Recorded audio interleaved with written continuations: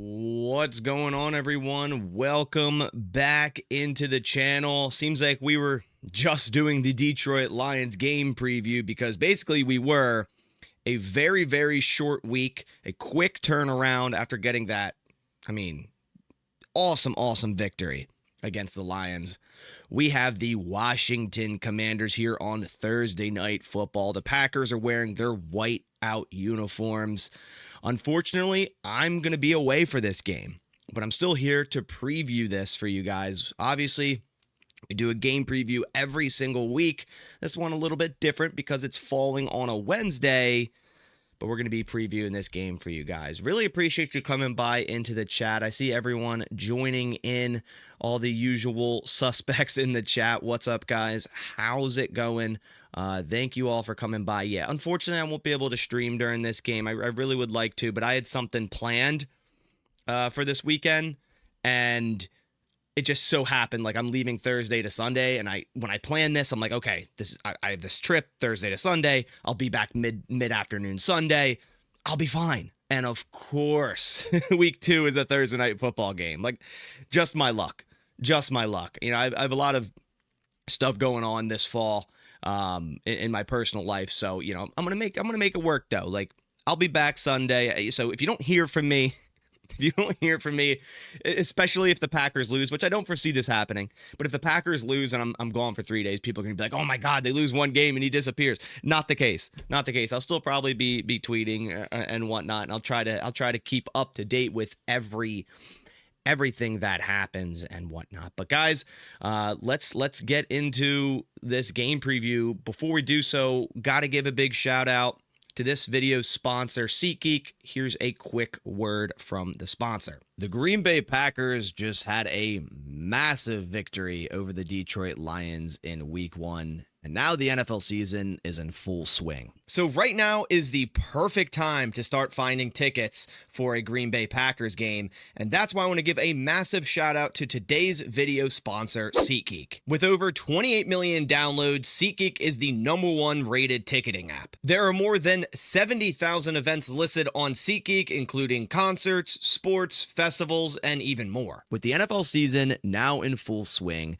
that means tons of future football games, and more importantly, Packers games to potentially go to. Nothing is better than seeing the Green Bay Packers live in action. Right now, you can find amazing ticket deals on any of the upcoming Green Bay Packers regular season games. And if you want to find great deals on Packers tickets, SeatGeek has you covered. Each ticket is rated on a scale of 1 through 10, 1 being bad, 10 being amazing. Look for the green dots. Green means good, red means bad. Plus, every ticket is backed by their buyer guarantee. And of course, I have a code for you guys. You can use code BASARSKY10 to get 10% off your next set of tickets at SeatGeek. That's 10% off any set of tickets with promo code BASARSKY10. Make sure to go click the link in the description and download the app, and you'll automatically have that code added to use later. Again, a big thank you to SeatGeek for sponsoring today's video.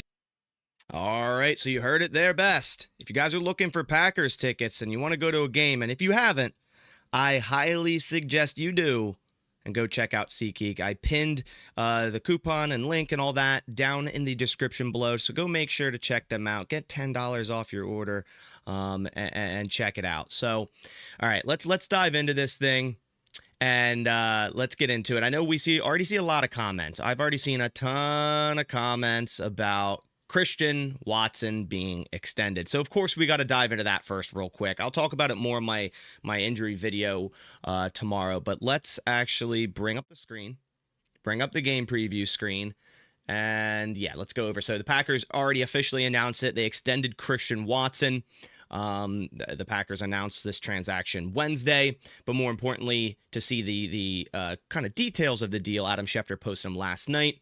Even in the midst of rehab from his torn ACL, the Packers are rewarding wide receiver Christian Watson with a 1-year, $13.25 million contract extension per his agent, Adisa Bakari. The extension ties Watson to Green Bay through the 2026 season, allows him to focus on getting healthy and not having to play this season for a new deal. Guys, I think this is very smart. I think this is a very smart contract. for the Green Bay Packers, and essentially gives him that fifth-year option that they wanted from him if they were trying to trade back into the first round. When they drafted Watson, they were trying to trade back into the first round with the Vikings. They didn't want it. So then they traded with the Vikings in the second round, but they didn't get the fifth-year option that they wanted on Watson. So this is essentially giving them that. And when you take a look at this and compare it to guys like Jamison Williams, who just signed for, $27 million per year, the stats aren't that far off if we're being completely honest. Diami Brown signed for $10 million a year. So it's really not that big of a deal. And I think it's a great contract. Christian Watson, it's not updated yet. Still at that 2025 mark. Add on the other year, maybe things will get moved around a little bit. But when you look at, let's see where it's at. I think it's fifth-year option projections. When you look at this, and let's find a wide receiver, right? It's right at that. It's actually less. So you see Jackson Smith and Jigba, Quentin Johnston. That's on a basic fifth-year option, and that's fully guaranteed. $15.9 million. So the Packers are essentially getting a fifth-year option at a much cheaper deal, and I don't believe it's fully guaranteed. I highly doubt it's fully guaranteed. So obviously with the ACL, there's some concerns there, but that's why the Packers are getting a better deal here. I think Watson honestly has a chance to come back week 6, 7, or 8. Like, I really, really do. Obviously the Packers have a bye week, 5? So, Watson's on the PUP, has to miss the first 4. Watson's on the PUP, then we have the bye week 5. So the earliest he can come back is week 6. I think there's going to be, I don't think he does week 6, but I think he's going to be itching to, and there's going to be talks about it. So honestly, I think this is a phenomenal deal. And considering Romeo Doubs is on the last year of his deal, this gives him a little bit more, security at the wide receiver position for 2026. The Packers are going all in these next 3 seasons. So to extend Watson into 2026, we'll see what happens with Doubs after the season. There are reports that Romeo Doubs, or the Packers, have at least received calls and have 2 offers on the table for Romeo Doubs. Those are confirmed reports through my guy Easton. He's a trusted source, so there are offers for Romeo Doubs. Do I think they should trade him? No. Do I think the Packers will trade him? Probably not, unless some team gives them an absolutely ridiculous offer they can't refuse. But the Packers, securing Christian Watson for 2026, I think is great. We drafted 2 receivers this year. We'll still have Jaden Reed under contract. We'll still have Dontavian Wicks under contract. I think they will both be in contract years in 2026, right? So, actually, let me check that out. I'm pretty sure that's the case. Where are we at? Packers. I am blind. There we go. Let's check this out. So 2026, Romeo Doubs, 2027, should I say. Jaden Reed and Tay Wicks, yes, will both be free agents. So that'll be something they need to handle. Swords of Snow says Watson and Golden on the field at the same time is going to be scary, dude. I cannot wait for that, and how Matt LaFleur can scheme certain things with that amount of speed and versatility on the field at the same time. Super, super excited for that. Super, super excited. J-Mac says, but could they pay Doubs with a new contract? He won't be cheap after this year. Yeah, that's kind of the concern here. And this is also why I think the Packers win in on Watson right now, because if he returns from ACL and looks great, and this also says that the Packers believe he's going to return well from the ACL. They wouldn't just go and give $13 million if they didn't think that. And if he has a good, second half, 2/3 of the season, Watson at $13 million is going to look like a steal. It's going to look like an absolute steal. It just seems like Doubs may be on his way out, which, I love Romeo Doubs. I love what he adds to this football team. But at the same time, the guy has had, good amount of head injuries, and hopefully he doesn't get any more, but like 1 or 2 more, and that could kind of end his career, sadly. So that's a concern to have, and a lot of, you don't want to guarantee a lot of money to something like that. So Watson's is a little bit different, right? He has tissue injuries. Those you can recover from for the most part, especially when you're younger. But head injuries that Doubs has, it's definitely a scary thing. All right, let's dive into the game preview. We talked about Christian Watson and Romeo Doubs and all that. I can dive more down into it in a separate video if we need to when that time comes. But so let's dive into this. Commanders 1-0, Packers 1-0, coming off that very, very impressive victory versus the Detroit Lions, of course, 27-13. And man, the sky's the limit for this Packers football team right now. And I honestly think that, they're one of the better football teams and will be, one of the better football teams, if not the best in the NFC in 2025 when it's all said and done. So team metrics, this is now based on this year. So just through one game, keep that in mind.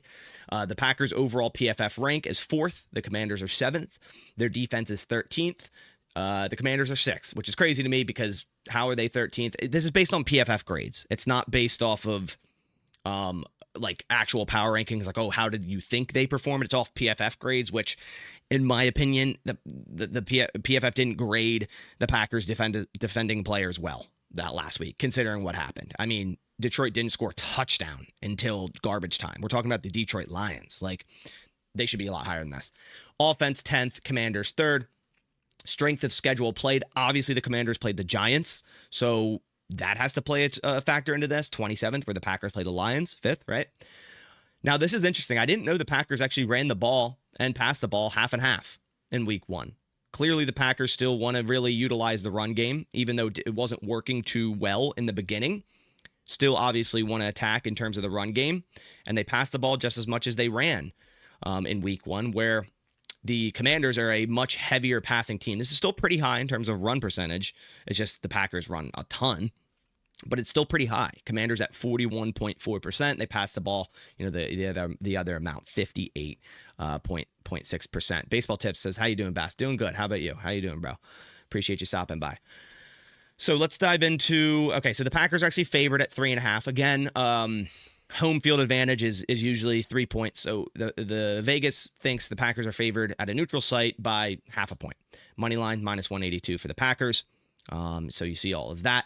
Now we go over quarterbacks and the advanced metrics. So Jaden Daniels so far has an 83.9 PFF grade. We know how good he can be. It's going to be very, very important to keep Jaden Daniels under wraps for this Packers defense. You're not going to be able to play man coverage. Not that the Packers run that too much anyways. They run a lot of disguised zone coverages, zone blitzes, that sort of thing. So we're good in that regard, but you can't get caught in man coverage against Jaden Daniels. When you have every player with the back turned to the quarterback, you know he's going to cook. So you have to have wraps on him. And you have to be able to try to at least contain him running. You're not going to stop him, but contain him running. And in my eyes, it's got to be Edgerrin Cooper on a spy. Now, we still should use Edgerrin Cooper on pressure packages, but I think our best chance at this is either like Bullard or Cooper on a spy. Jordan Love, 76.3, was a phenomenal game in week 1, in my opinion. Tulio from Brazil, go Pack, go from Brazil. What's up, man? Thanks for stopping by. Passer rating when clean. Look at this, guys. I mean, the under pressure is really low for Love. He didn't pass well under pressure, although he passed really well when blitzed. It's just when he was under pressure, he didn't pass well. But look when clean, man. 147.5, and man, he was clean a lot against the Lions. He had all day to throw in on a lot of plays. As for Jaden Daniels, he's actually better under pressure. Makes a lot of sense. I mean, this guy can make anyone miss. He's so damn shifty, so damn fast. I mean, Jaden Daniels is already a superstar. Max says Roundtable is going to be a fun watch tonight. I'm excited. Everyone, doubting the Green Bay Packers. Crazy. Roundtable tonight, 6 p.m. Eastern, for all who are interested. There's a thing called NFC North Roundtable where I represent the Green Bay Packers. Other players or other creators, Lions creator, Bears creator, Vikings creator, represent their own teams, and we're there every Wednesday, 6 p.m. And this is going to be a fun one after this for sure. So passer rating under pressure, Jaden Daniels 102.9. Passer rating when clean, 97.4. Both are really good. Both very similar, just a little bit better under pressure. Big time throw. Oh my gosh. I know it's just 1 week, so this is extremely extrapolated, right? But big time throw percentage for Love, 16.67%. That's insane. Obviously, that will not continue. You also see turnover worthy play percentage extremely extrapolated as well at 8.33%. To kind of tell you how this was during a whole season, I think Love's big time throw percentage was around 4.25%. And his turnover worthy was like 3 something. So obviously through 1 week, it's totally blown out of proportion. So take this with a grain of salt. Same with Daniels, such a low big time throw percentage. Take it with a grain of salt. It's 1 game. 2.44%. Turnover worthy play, 4.88%.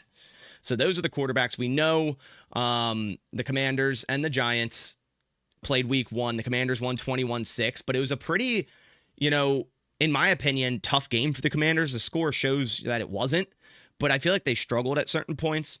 Russell Wilson just played like hot garbage. So, 17 of 37, people are already calling for Jackson Dart. But this is going to be a hard game. Sort of Snow, you're right. This is going to be a hard-fought game, 100%. In terms of the rushers on the Commanders. Deebo Samuel had a carry, so they're going to use him in the backfield like the Niners did. Jaden Daniels ran 11 times for 68 yards. He's going to run. Bill Krosky Merritt, that's his nickname, right? Bill, right? Yeah. 10 carries, 82 yards. He looks good. The Packers did a really good job shutting down the Lions' run game. It's going to be a little harder, in my opinion, for the Commanders because they do so much. They have so much speed. You have to respect Jaden Daniels keeping that thing on a read option. So the inside run off of that might be a little bit more open than it was, for the Lions. Eckler ran 6 times for 26 yards. Overall, they averaged every player over 4 yards per carry against the Giants. Now, the Giants are no Packers defense, that's for sure. But I think the Packers are going to have a little bit more trouble, and that's weird to say, stopping the run against the Commanders than they did the Lions. Receiving, Deebo was their leading receiver, 7 receptions, 77 yards. Terry, only 2 for 27. Noah Brown, 2 for 27. So, in my opinion, they kind of struggled against the Giants, but it's still a very good football team, the Washington Commanders, so that we're going to have our work cut out for them. Let's move into lineups, and let's actually start with the Packers defense because, man, what a day for them. These grades do not represent at all, in my opinion, how the Packers defense performed against the Lions. Like, Javon Bullard, yes, was bad in coverage, but I feel like he was flying around the football really well, helping a good amount in the run game. Yeah, sure. Lowest graded defender on the team on week 1, 44.7. He allowed 10 receptions on 11 targets. That much is true. But I still don't think he was that bad. He has a lot to clean up, sure, but he's not that bad. Xavier McKinney, I think that's probably his lowest graded game as a Packer. It might very well be, but that's not going to stick. Like X is going to be right back where he was for sure. And then we also have our linebackers, Edgerrin Cooper. I still don't know how this isn't like an 88 plus. I really don't. I just released a short on YouTube, also TikTok. I just posted on my community tab on YouTube. Go give me a follow on TikTok. I'm going to start posting more like short form stuff there. If you have the app, shoot me a follow. It's at Betharski. So Edgerrin Cooper had a phenomenal game. I did a little film review on him, like a short video. And man, he flies around there. Early on, missed a couple tackles, sure, but the speed he has to fill run lanes, get into the backfield, it's absurd. It's next level. And the fact that Edgerrin Cooper only had a 77.6 in that game is beyond me. But already I feel like Edgerrin Cooper is like a top 5 linebacker in the league, and he has a chance to be top 3 by the end of the year. Could even be the best. And I don't think that's an overstatement. I really, really don't. Quay Walker, below average grade, but I liked what I saw from Quay in this game. And I think Quay is benefiting off of Cooper kind of being the guy now. Keep in mind, and something to note here, Quay started off the year last year struggling. And I think a lot of us can agree, as the year went on, Quay got better. What also happened as the year went on? Edgerrin Cooper got more snaps. So I think it does play a toll into this that, hey, Edgerrin Cooper is the guy. He's making the plays. He's doing all this. He's a good cover backer. It makes Quay Walker's job that much easier. So I've been very, very happy with Quay Walker. I think he played better than this grade shows. And, I really, really like this Packers linebacker room. Chris Schwint, appreciate the donation, man. Saying, what's up, Bass? Haven't been this excited for a game in a long time. Always enjoy your game previews and breakdowns. Well, I appreciate you coming by. I really appreciate the donation here. Thank you so much. Didn't have to do that. I do appreciate you. Yeah, man.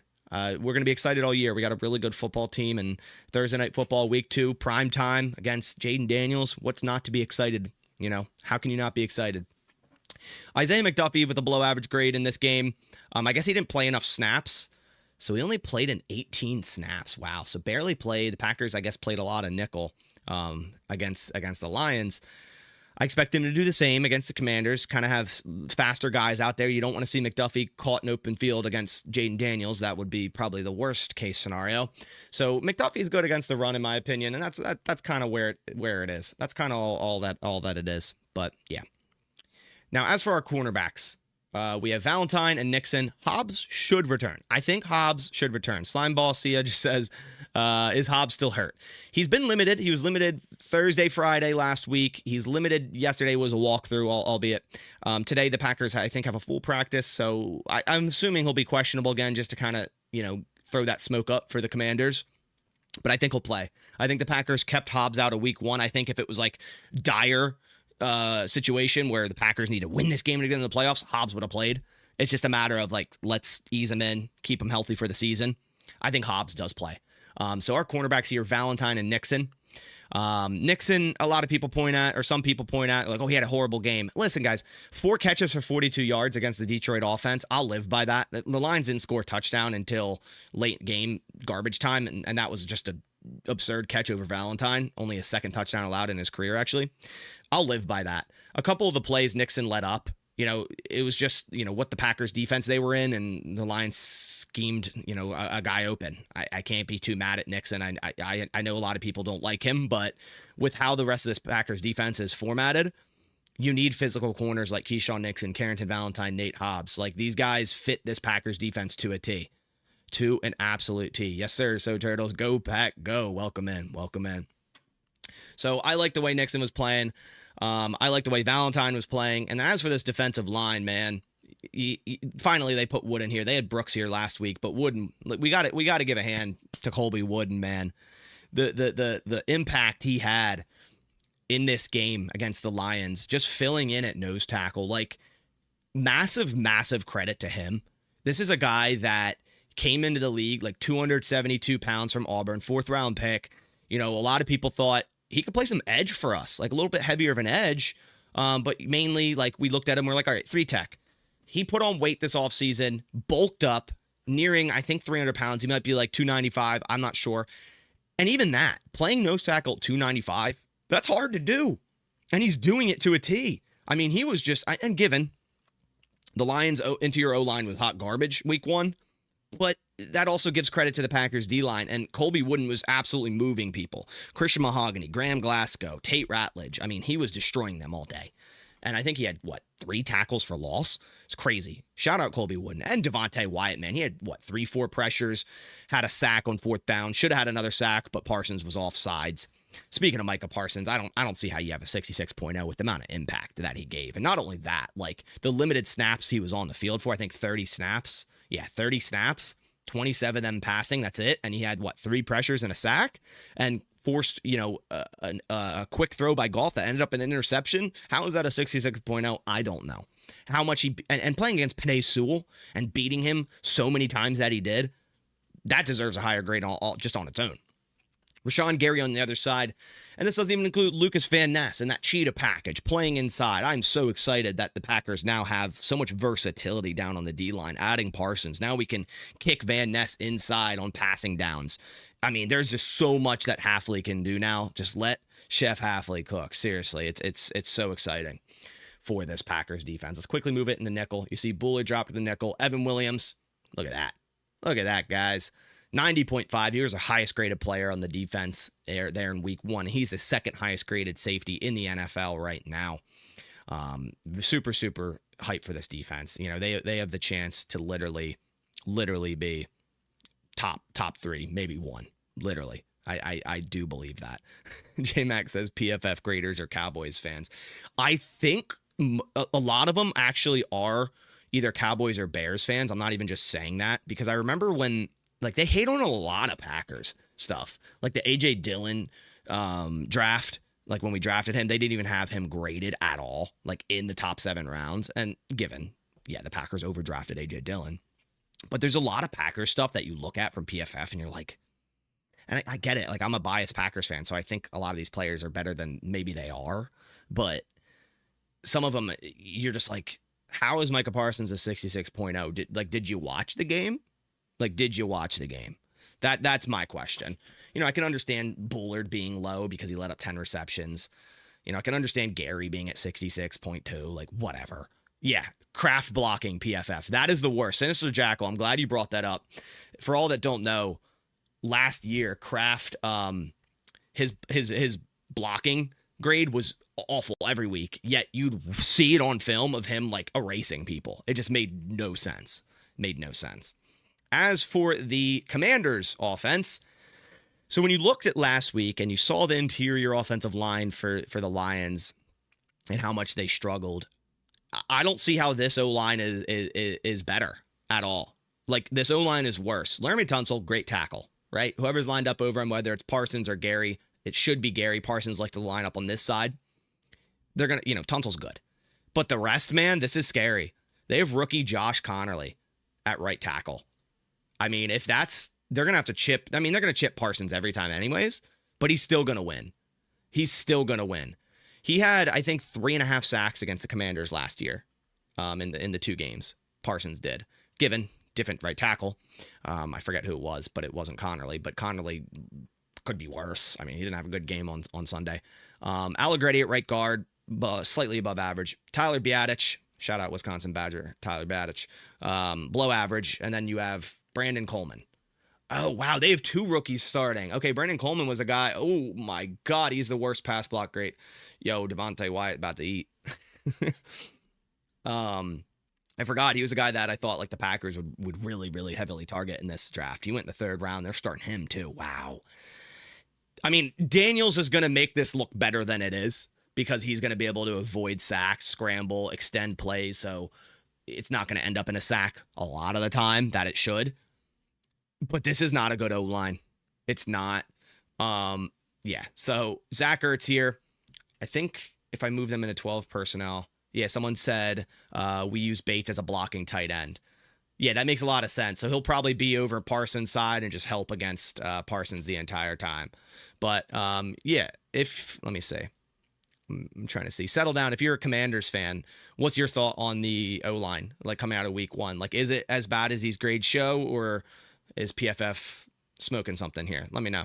Obviously, I'm just going off of this. I watched some of the game, but I didn't dive down into it analytically too much.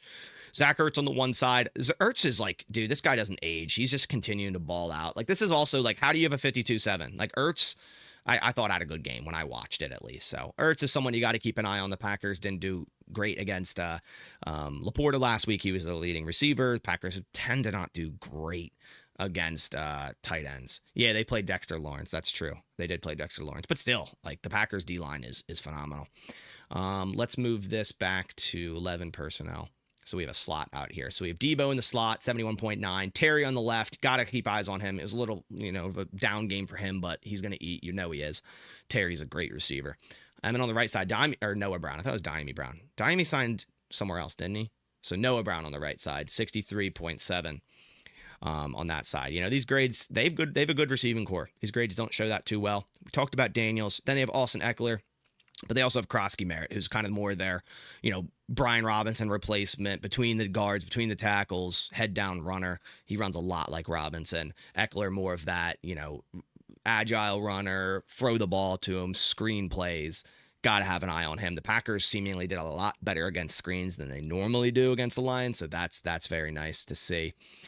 Settle Down says he's a Commanders fan. Pass blocking is a work in progress. Run blocking is amazing. Yeah, I could totally see like the Commanders just being heavy, like good run blockers, and that's kind of what it looks like for this offensive line. But pass blocking seems like a problem. But you have Jaden, so it's like, yeah, pass blocking may be a problem, but like this guy's gonna, if someone has a free run to Jaden, like he's gonna probably make a miss, more than half the time and extend that play. So it's as much as this you circle and you look at.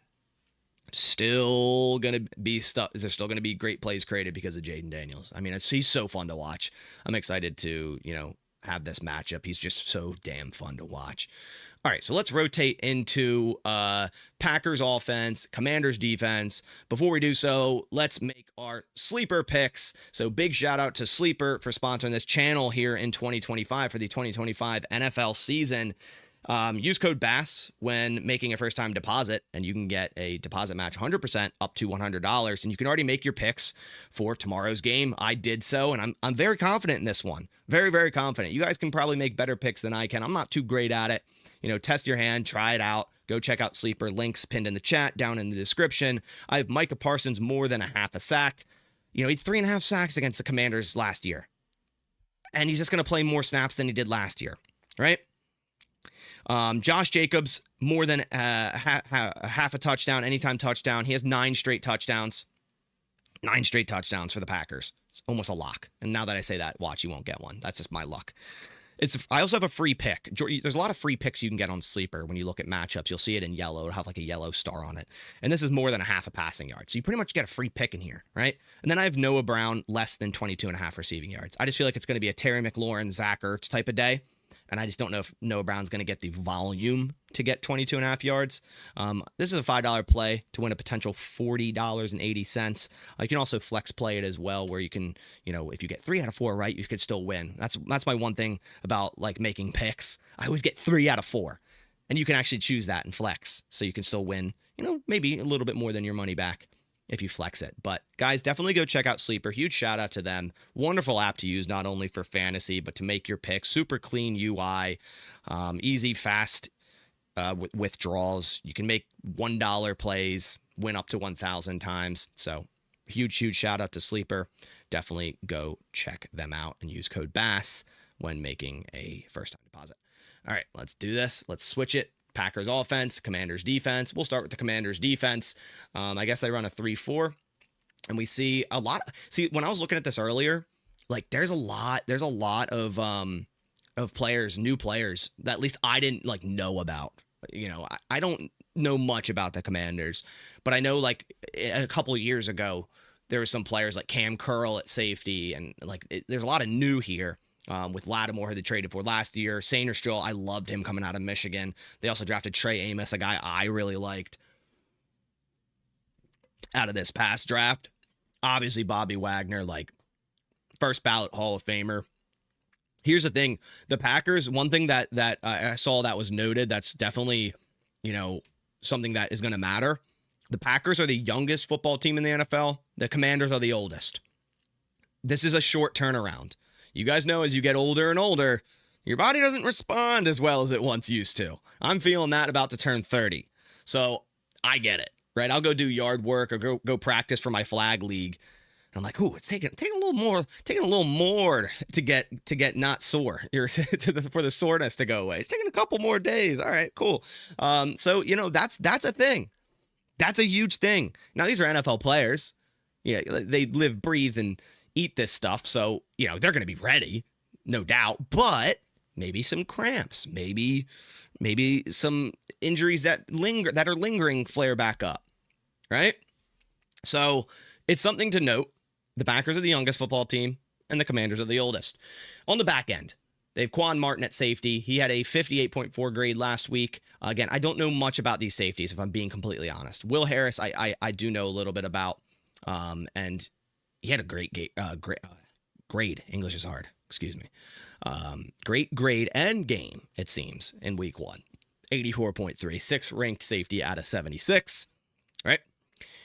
On the inside, Frankie Louvu at linebacker, Bobby Wagner. I feel like their linebackers are always sound, and their defensive line's always sound. See, I feel like their D-line was so different just a few years ago, but it seems like it got a lot better. You have Javon Kinlaw, right there on the left side. 3rd ranked defensive lineman.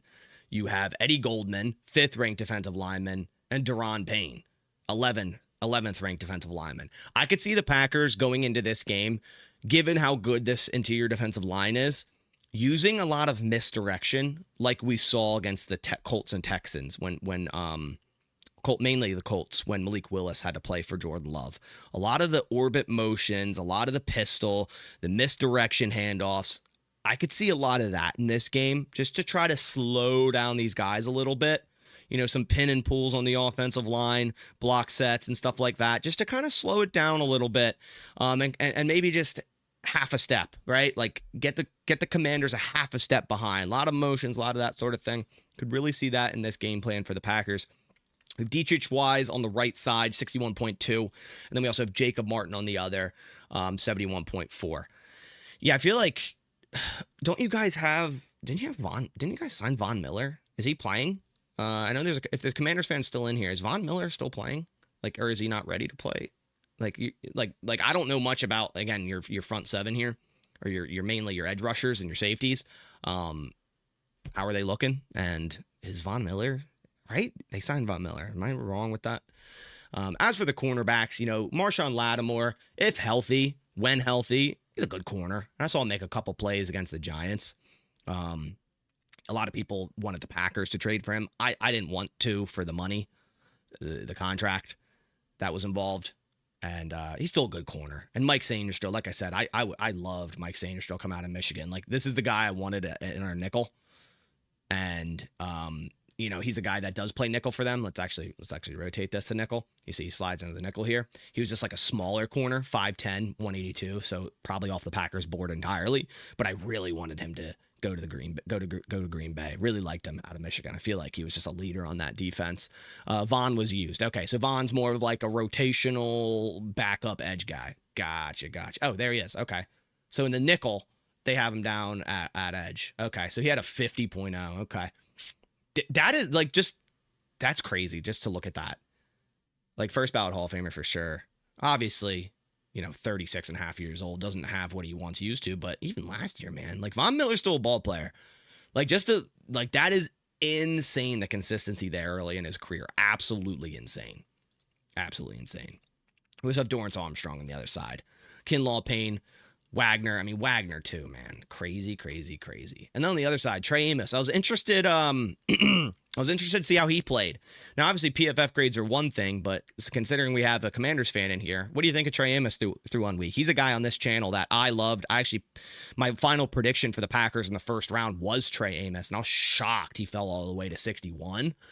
I really liked him coming out of Ole Miss. He was a player that I feel like fit the bill for the Packers at corner, and a lot of people are still mad that they chose Anthony Belton over him, considering he's available in the second round and kind of lacking depth at cornerback for the most part. But I really liked Trey Amos. It seems like, he only played a decent amount of snaps, 53 snaps.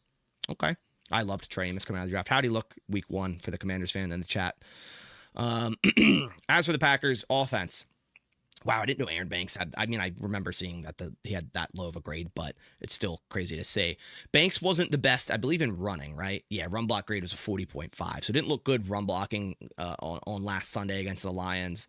It's week 1. He also, I think, was playing with an injury most of the game. He has that ankle injury on the injury report, so that's something to monitor. He might not even be able to go in this game. Same with Zach Tom. I don't think Zach Tom suits up.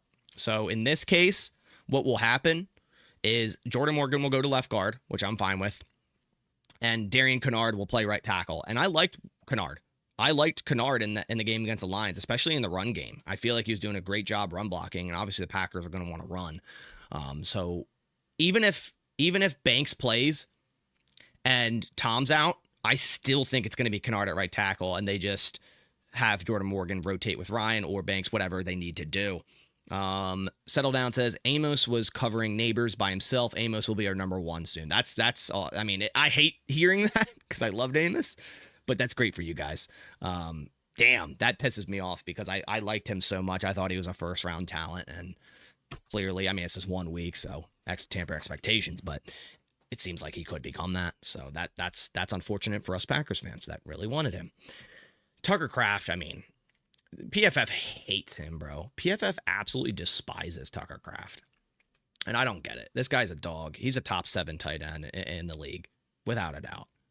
And I just love the tenacity he brings to this offense, for sure. Tucker Kraft's a dog. At receiver, we have Dobbs, Reed, Golden. Golden is on the injury report with an ankle injury, but he's a full participant in yesterday's walkthrough. He's going to play. Plus, he just released his YouTube video, like a vlog, going over week 1, and just at the end, it seemed like he's playing Thursday. At least that's what, kind of like the way he was talking about the game. So just a little insight there. I think Matthew Golden plays, and he's going to get more snaps. I keep saying this, like leaving that game, I felt like I wanted to see more from Matthew Golden. So I think we will. Jaden Reed, really impressed with him playing through whatever the foot injury may be and playing at the level that he did. Right, making a couple crucial catches. Obviously, that touchdown over Terry Arnold on the switch release, wheel route, perfect throw by Love. You can see how much Reed gives to this offense. And then Dobbs, man. I mean, when Dobbs is showing that much emotion, the Packers are doing well. That's for sure, or they're going to do well. Romeo, had the first catch by Love, thrown by Love, 20 yards on a third down. He had that third quarter, second quarter, deep post route, I think for 58 yards, finally connecting with Jordan Love on a deep post. Dobbs is a guy that Love trusts and can go to on crucial plays, and that's important to have. You know, he has a ton of rapport with Romeo Doubs. Jacobs below 60 makes sense. He kind of struggled, and it wasn't, yes, Banks didn't run block well, but early on, I think a lot of it was Jacobs kind of hesitating in the backfield, and it's the first game. He'll get back in the groove, but he wasn't really playing like Josh Jacobs to begin this game. He was kind of dancing around in the backfield, hopping around, not really hitting the hole. And then as the game went on, like late third quarter, he started to heat up. He was just hitting the hole, lowering his shoulder pads into players, driving his feet. Exactly what you want to see out of Josh Jacobs. So I think Jacobs will still be successful. I think he'll actually be more successful against the Commanders than he was against the Lions, just because the Packers will be in more of a groove of things, in my opinion. So, yeah. So that's the Packers offense. That's the Commanders defense. And that's essentially the game preview. I think the Packers, you know, obviously have an edge here being at home, prime time, coming off that massive victory versus the Detroit Lions. There's so much energy here, but the Commanders cannot be taken lightly. Now, here's the thing that, you know, I think is going to, you know, play a big toll as well. Matt LaFleur always tends to have Dan Quinn's number. Like whenever he plays against Dan Quinn, I feel like Matt LaFleur always has something cooking up against, you know, Dan Quinn obviously being more of a defensive coach. So I do have trust in Matt LaFleur putting together a really nice game plan here, but I still think it's going to be a very close game. Just like I thought last week was. Like the Lions are such a great football team as well. And very similarly, you know, coached by more of like a defensive style head coach, right? So they have a good defense. They have obviously such an electric offense with Jaden Daniels back there. Like anything can happen at any given time. I'm very excited about this one. The Packers are pretty banged up, though. You know, Zach Tom and Aaron Banks, two starting O-line, could miss this game, and that's a problem. But I still have a lot of faith in the depth of this O-line. I feel like we have 6 or 7 guys that could start, and that includes Morgan and Kennard on other units in the NFL, so that helps. But again, you need Zach Tom. Like, he's your best lineman. You want him to be there.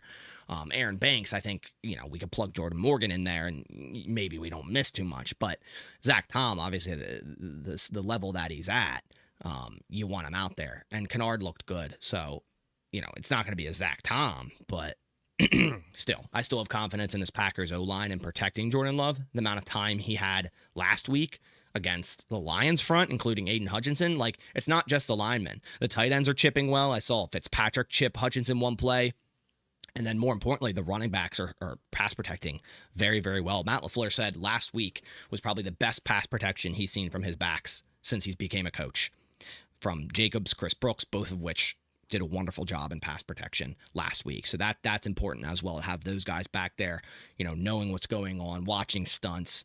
Yeah, 12 personnel, Sinister Jackal. Yep, you're 100% right. Run some 12 personnel, get some chips on guys. And then you can still, you know, with the Packers' versatility at tight end with Kraft and Musgrave, you know, 12 personnel isn't just a running formation. Like they will pass out of that and pass out of it well, right? The Packers did a really good job getting over top routes in this last game, right? Deep crossers, deep dig routes, like vertical routes. And those work when you protect well. And Jordan Love has more time to throw, sit tall in the pocket, not get pressured, right? Boom, hit the throw. He did a really good job at that. So this is going to be a great game. Unfortunately, I won't be able to live stream it, like I said at the beginning of the stream. Very, very unfortunate that I'm not going to be able to, but it's still going to be a good game nonetheless. You know, I really appreciate you guys coming by to this game preview. I do this every single week, usually on Fridays, because usually we play on Sundays. So if that does interest you and you're stopping by and haven't clicked subscribe yet and you're thinking about it, I'd greatly appreciate it if you did. It supports the channel a ton. It's free to do. And if you're a Packers fan, or even if you're not, you know, and you want Packers updates, or you just feel like subscribing because you're a nice person, definitely do that. It helps out the channel a ton. And turn on the bell notification if you want all the Packers, you know, news, updates, analysis, and all that right as it comes out. I do injury reports every single day. There's a practice or injury report that comes out. We do usually game live streams. Like I said, I won't be live tomorrow night, but I also do tape reviews. Tape reviews are fun. I did that yesterday live the Lions-Packers tape review, which I think I spent about an hour, which is longer than I usually do. But I just had to because it was so damn fun. It was so fun watching the tape from that game. And that's where I go over a coach's film and show some schematic things and all that. So I'll do that next. I'll probably just keep it next Tuesday, even though we play tomorrow, just because I won't be back until Sunday. So, if you don't see me for a hot minute there, that's why. That's why. So I'll be back Sunday. I don't know when. I'm traveling up to Rhode Island, so it's about 6-hour drive. So I don't know what I'm leaving, coming back home Sunday. So it just depends on timing. Maybe I'll get the reaction video out Sunday. Maybe I will. We'll see. We'll see. But I really appreciate you guys coming by to the channel. This has been your Green Bay Packers versus Washington Commanders game preview. Like I said, I think this is going to be a very, very good game, a close game at that, but I still think the Packers will prevail. Really appreciate you guys coming by. NFC North Roundtables tonight, 6 p.m. Eastern. Be there or be square. How are you going to miss this one? How are you going to miss it? If you guys definitely go check out Roundtable. Definitely go check out Roundtable. They have every division. So if you're, Commanders fan joining this live, they have an NFC East Roundtable. So if you want to go check that out, it has a Commanders, Eagles, Giants, Cowboys, Crater, all within a group. There's a host, and they just pretty much talk the games, the previous games, game previews every single week. I forget when their show is on. It might be Tuesdays, so we might have missed that one. It could be today, too. It actually could be today. I don't know. But definitely go check it out. Roundtable Sports is just an awesome, community to have with all the creators. And yeah, I'll be there tonight at 6 p.m. Eastern. Don't miss it. Roundtable, NFC North Roundtable. Search it up on YouTube. Give it a subscribe and all that. But all right, guys, I got to hop out of here. I appreciate you coming by. Be on the lookout for the injury report later with all the designations and whatnot. Roundtable later as well. But I'll catch you all in the next one. And as always, go Pack, go.